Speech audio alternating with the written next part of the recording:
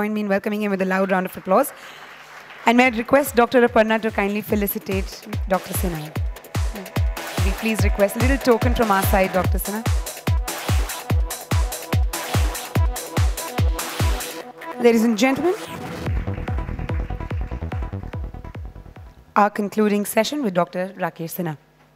This year, sometime. Yeah. Thank you, Shubhi. Ladies and gentlemen, delighted to be here this evening to share some of my thoughts, ideas, experiences, and concepts. I must thank the Association of Practicing Pathologists, your president, Dr. Varsha Vadera, the secretary, Dr. Surveen Shetty, Lakshmi, and Aparna. Thank you so much for having me here. I wonder why the front seats are vacant, because this is the last session of the evening. I'm sure everybody must be waiting to walk out. Okay, the subject for today's talk is it necessary for medical practitioners to market their practice? And I've done this talk before, and so I just want to have a feel of what the pathologists do. So let me ask a question. How many of you think it is necessary for all of us to market our medical practice? Show of hands. So that's a little about 60, 70%. Okay, so let's clarify. How many of us feel it is not necessary for us to market the medical practice? So I'm sure there are a lot of people in the fence because I see only about 7, 8, 9. So that's just 5, 7% of the people who are there. So I think I need to convince very few people whether it is necessary or not. The rest of them can just endorse. It was 1990. I was in the UK at Southampton General Hospital.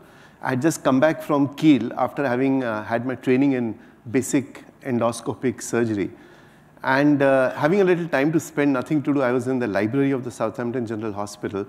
And I was fishing through the books, looking out for endoscopy books. I didn't find any. I went to a special section which had only video cassettes. And hoping to find some endoscopy video cassettes there, I looked at the titles. And one title that interested me was by Tom Peters. It was called In Search of Excellence. So having nothing else to do, I fished it out. There was a small cubicle. They put me there. They said, okay, you can watch video cassettes. In those days, there were no DVDs. No. It was an era where we had not heard of DVDs, pen drives, hard disks. They were just those simple video cassettes. I put in one and saw that video. It was about 21 or 22 minutes. That one video cassette, 21 minutes, changed my entire life. In Search of Excellence was a very popular book in the 1980s, 1985, 86, where Tom Peters wrote this book. And he spoke about excellence in various businesses. He spoke about Walmart and a chicken industry and various other things, nothing to do with medical practice. But it set me thinking. And I said, if we can use some of these impressive features in the healthcare industry, it would really change our entire healthcare. And that's what set me into reading a lot of books and finding out what can be done. So what I'm going to take you through in some of the, can we put up some of these lights or is it okay? So I'm going to take you through some audiovisuals and find out what can we do. So there's a disclaimer to this. Marketing is different from advertisement. We must get that clarified. We are not talking about advertisement. Advertisement is unethical as far as the Maharashtra or any medical council is concerned.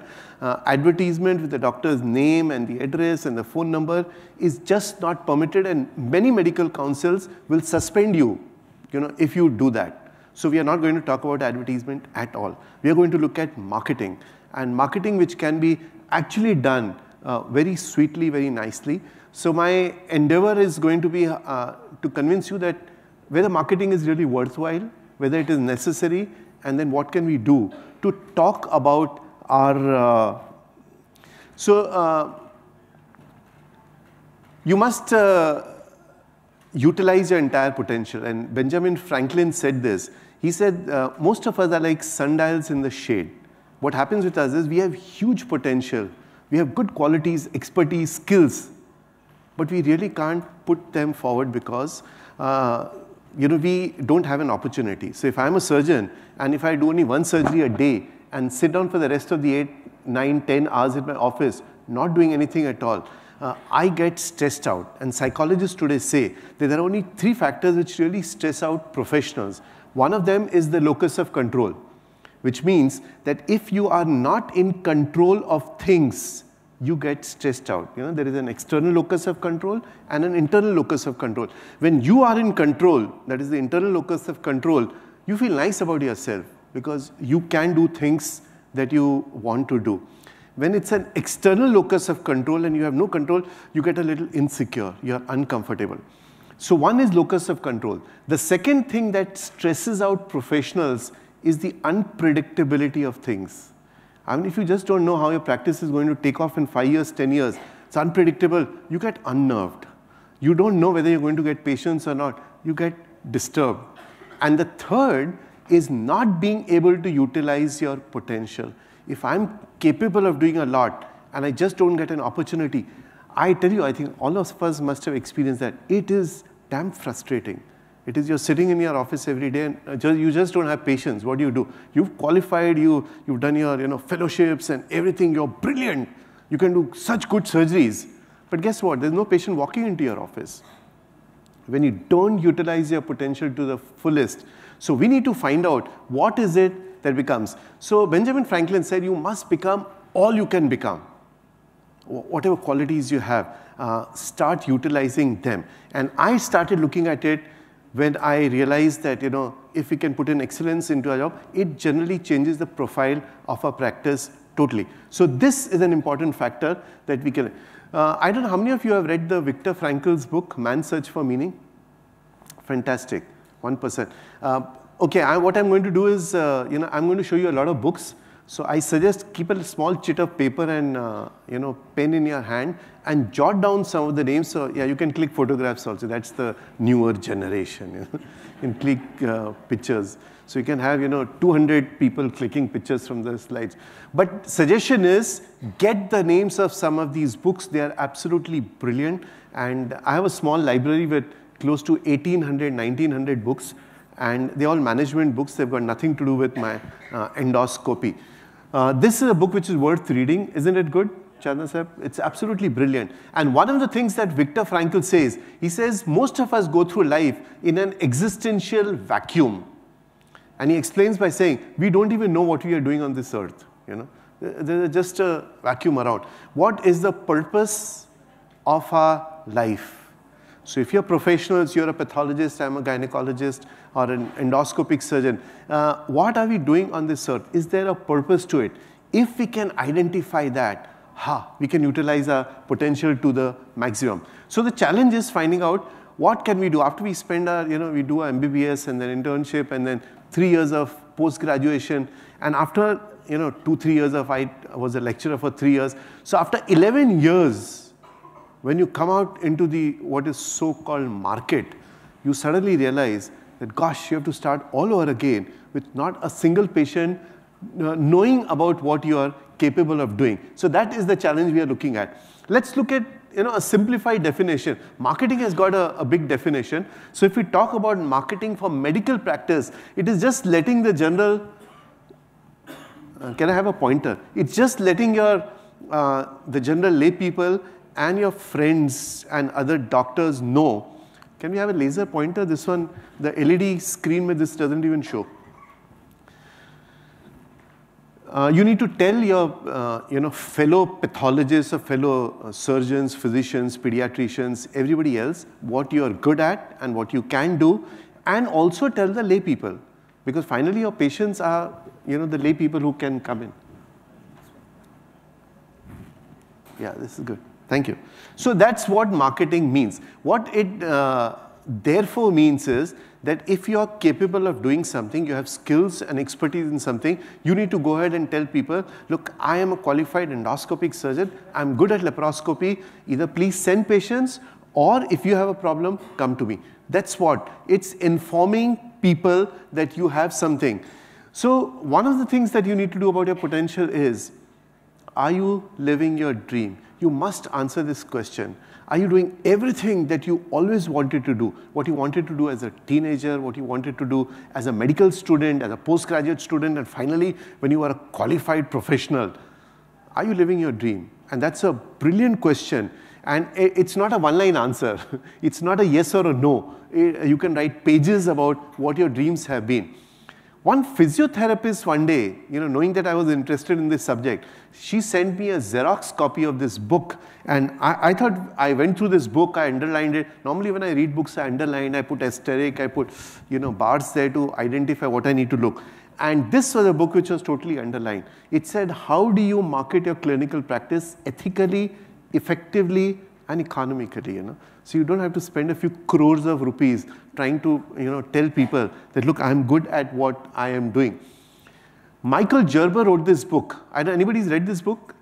It's called, the main book is E-Myth Mastery. And for doctors, it's called the E-Myth Physician.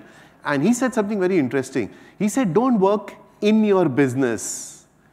Go ahead and work on your business, And that's a very, on your practice for all of us. And that's a very powerful statement. All it means is when you work in your practice, you're like an employee. You go there in the morning at 9 o'clock, work the entire day and come back at 6 o'clock. So you're working in the practice.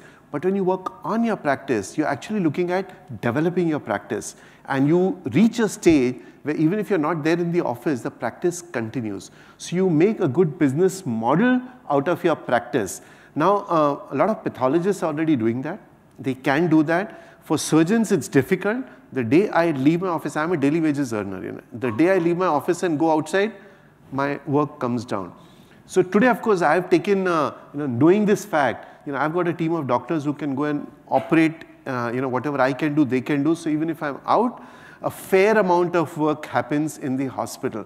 But if you can do this and you can work on your practice, I think it's brilliant. We need to look at that.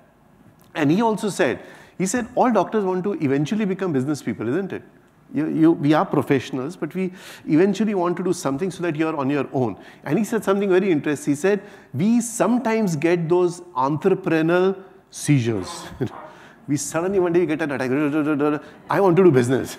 I want to start my own work. I'm fed up of working for people, And that is what hits all of us. But we don't understand business. We don't know how to go ahead and work on our business. And some of the things that I'm going to talk about are going to be about that. So Jim Rohn, I don't know if you've heard of Jim Rohn, he said something beautiful. He said one of the best philosophies you can have in life is that you start working on your future today. He said whatever you want 10 years hence, start working on it today. Otherwise, those 10 years will go and it will be a present day. You would not have done anything. So change your philosophy. Jim Rohn also said, success is not something that you need to pursue. Success is something you attract by the person you become. So learn a lot. And learning is experience. I have been a learner. Benjamin Barber said, he said, there are only two kinds of people in this world.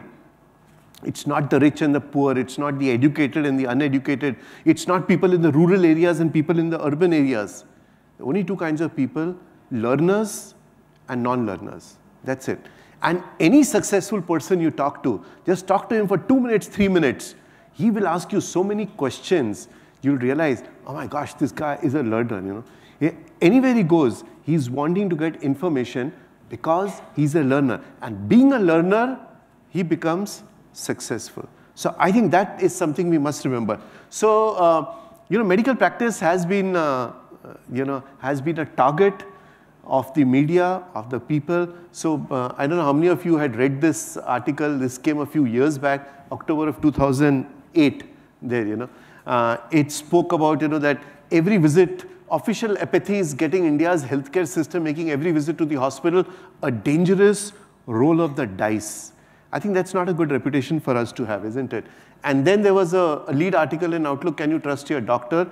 It said every 11th doctor has a malpractice case against him.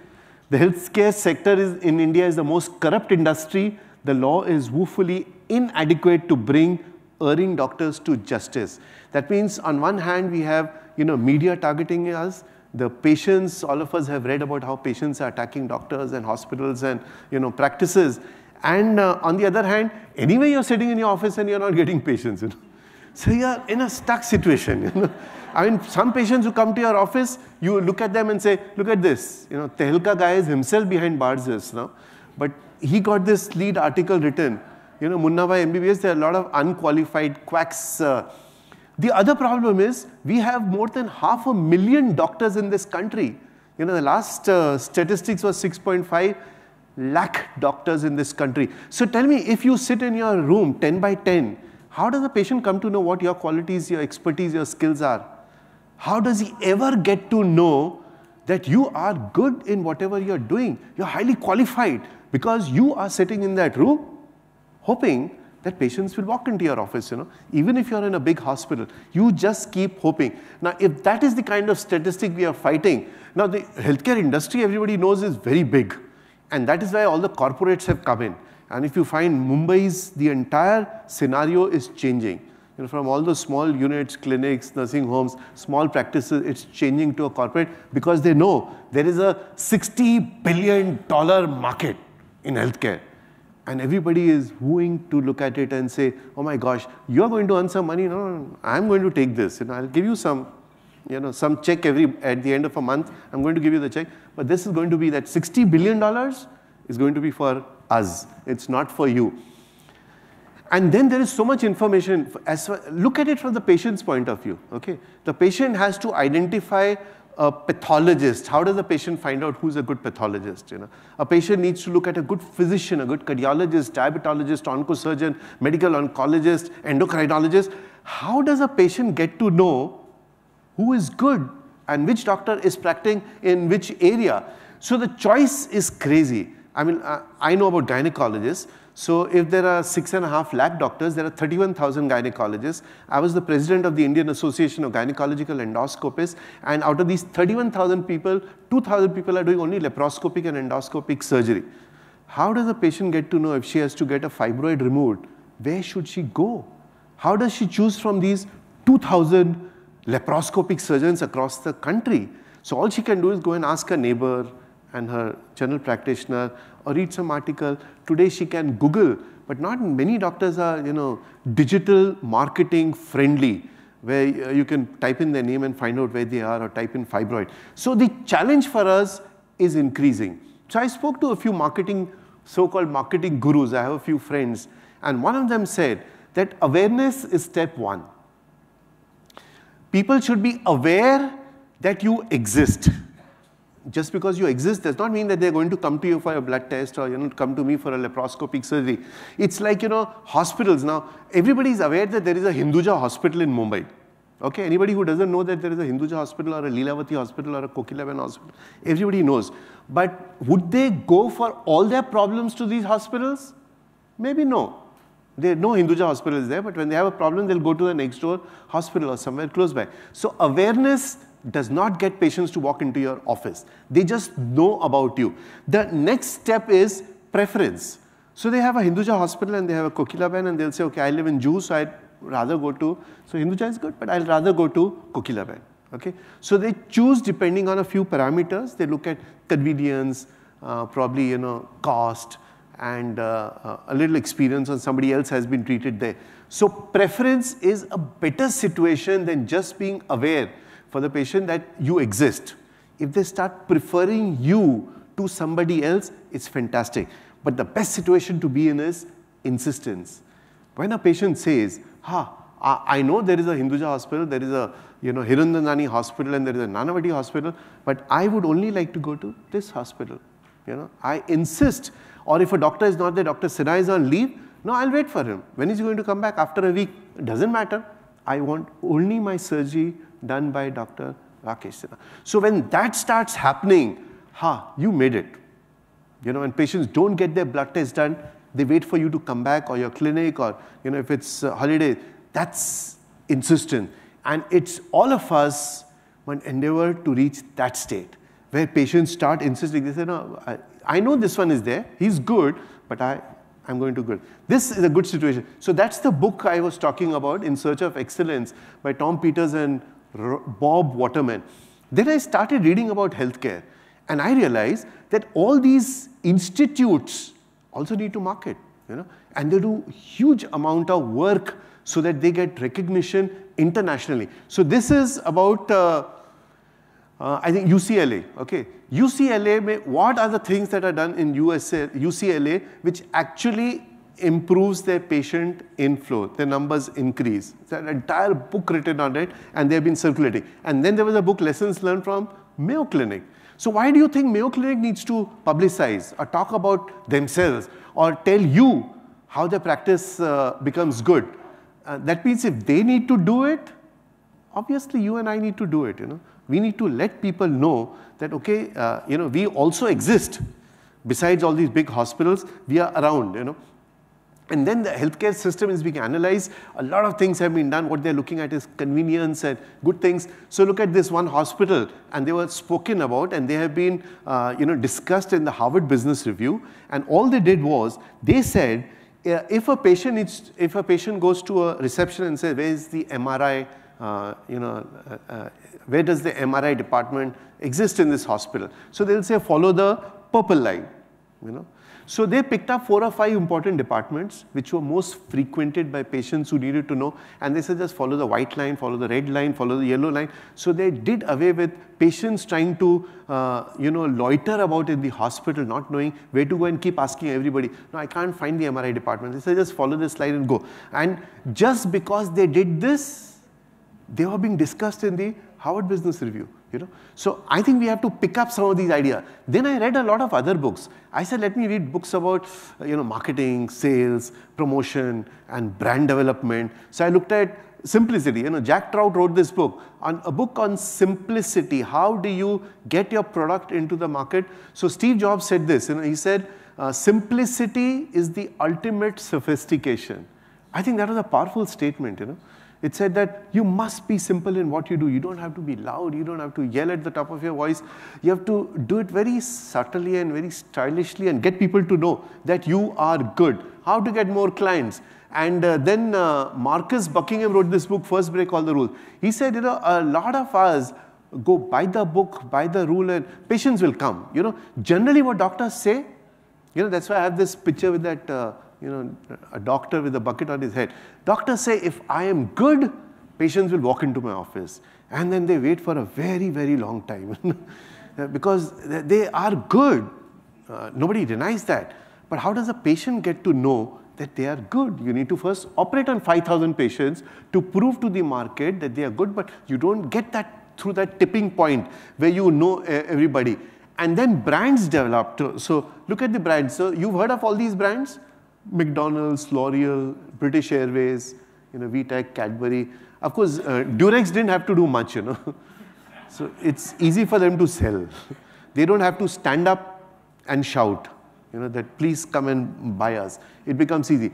And then the brand development. Tom Peters then came out with this book. He wrote 5, 6 books. And one of his latest books was Reimagine. And he said a lot of these companies which existed in 1984-85 actually disappeared. So he said it's not just excellence. You need to do a lot of more things to actually be in the market for a very long time. And he spoke about the business excellence in a disruptive age. And then I came across this book. The title attracted me, Hug Your Customers. So look after your customers, what they meant. But I got into trouble with this book because as I read it, I realized as a gynecologist, I can't do that, Imagine every woman walking into my clinic, I said, hey, Jack Mitchell says, hug your customer, so I'm going to, you can't do that, you have HIV patients coming into your office, you have infected cases, you have so many other problems, you can't go to every patient and say, hey, come, I'll take your blood, shoo, So we needed to do something more, but gave me some ideas. So the idea of marketing or promotion is not just being unique. That's not the idea, because this title very nicely says that just because you're unique does not mean that you're useful. So some of us have this misconception that if I have, I have my red hair and I dress up in certain, I'll be noticed. Hey, you'll be noticed, sure, but nobody will come to you. So it's that like, awareness. Everybody knows about you, but nobody wants to come to you for that thing. Testimonials work. So one of the first things I realized that testimonials are powerful. And testimonials like this. I mean, if you get to know that, Shah Rukh Khan got his surrogacy done in, say, Dr. Shah's clinic, oh, Dr. Shah must be good because Shah Rukh Khan must have done his homework before he went there, So that's good. And then Amir Khan got his surrogacy done at Jaslok Hospital. How testimonials work. Whether we like it, you and I may deny that. It doesn't make a difference. So what if Shah Rukh Khan or Amir Khan got it done? But guess what? An average person on the road says if these people have got it done, they must be good. Now, I'm not sure whether I endorse all this, but it works and the market says it's fantastic. So when Shah Rukh Khan got his shoulder surgery done at Breach Candy, oh, they said, this doctor must be good because so everybody who had a shoulder problem said, I want to go to Breach Candy because Shah Rukh Khan got his, at least everybody who can afford. You must understand that. The affordability becomes a problem. And then you had, all of us know about how Amitabh Bachchan got his surgery done, in Leelavati Hospital. So who was the surgeon who got it done? Wow, I must go to him. I actually had patients coming to me and said, हम doctor साहब जयपुर से आए हैं, wife को आपको दिखाना था, but हमारे पेट में दर्द है, हम वो अमिताभ बच्चन वाले डॉक्टर के पास जा रहे हैं लीलावती में, They didn't even know. And even, so this guy got his surgery done recently at Delhi. So our friend Pradeep Chaube got it, did it, and they love it. They bring it out in the media and talk about it, okay, this guy's surgery was done by me, and all the meetings they talk about it. So they love it because testimonials work. It's good for the doctor or the hospital. What this man did to the knee replacement surgery business, as I would call it, is unbelievable. I mean, one man. You have a guy from Pune who comes and operates, and Dr. Ranawat came from the US, and Dr. Sancheti was there, and suddenly everybody was a knee surgeon, I know of orthopedic surgeons, a lot of my good friends, they stopped operating on everything else. Ek knee, dusra knee, ek knee, dusra knee, and then rework on the knees also. So after a few years, you have to come back and replace that knee, which was replaced 10 years back, 8 years back. So they got all, and thanks to Atal Bihari Vajpayee, I don't know what he's alive or dead. Fantastic. Because of the knee replacement, I tell you, he's only alive because of the knee. And Dr. Manmohan Singh got his cardiac surgery done, and they flew a whole team of doctors from Mumbai to Delhi, and the Delhi doctors were horrified. They said, how dare you do that? You think that we at AIIMS, we don't have good cardiac surgeons? We are the best. And there was a lot of, furor, and a lot of people got upset because the team went from here. But guess what happened to this guy, our friend Dr. Ramakant Panda? His practice flourished. People were coming from all over the world, Oh, this guy is an expert in redo surgery. Testimonials work. The practice suddenly. So, I don't know, Asian Hatka, now practice has come down again. And then my friend got his inauguration of his ophthalmic clinic done by the team of, Bachchans. And I think if all these people are doing this, that means testimonials must be working, So that's Dr. Chaube who operated on Narayan. And so I met him 15 days back. He was at a conference and he was showing all these pictures, I operated on the president. And what happens if you operate on the president? What is the next thing that happens? You get a Padma Shri. Because I was, so whether you get patients or not, I don't know, but you get a Padma Shri at least. I was at a party in Delhi and, dinner. So Pradeep was there and everybody else. So I was, 3-4 of us were talking on the side. I was having my cold drink because I don't have alcohol. Everybody else was having alcohol, and it was, Delhi, it's what's being discussed, good quality alcohol and all. And then this topic came up, that if you operate on the president, you get a Padma Shri. And then somebody told me, okay, do you know that even the, no, I had heard, and so I was telling them, I said, do you know, even the guy who did his ultrasound got a Padma Shri, No, this was unique, if any of you had got it, you got his blood test done in Delhi? I'm sure you would have got a Padma Shri also. You did and you didn't get. Something wrong with you, sir. So in that little small group, I said, even the guy who did his ultrasound got a Padma Shri. And very sheepishly, one guy said, I did his ultrasound. I thought, oh my gosh, I shouldn't have said it. So you must be very careful when you say that. So I think this guy went a little too far. When Dr. Simon in the United Kingdom, in Manchester, he had an argon beam laser, he was doing laparoscopy. He got excited, you know, and he went inside, and on the liver of the patient where he was operating on, he put his initials, you know, S and B, you know, Simon Bremhall. So, you know, a laser beam, he did that, and then he told everybody, you know, and he recorded it. He said, now see, my name is, you know, there etched on the liver of this patient. And everybody started discussing.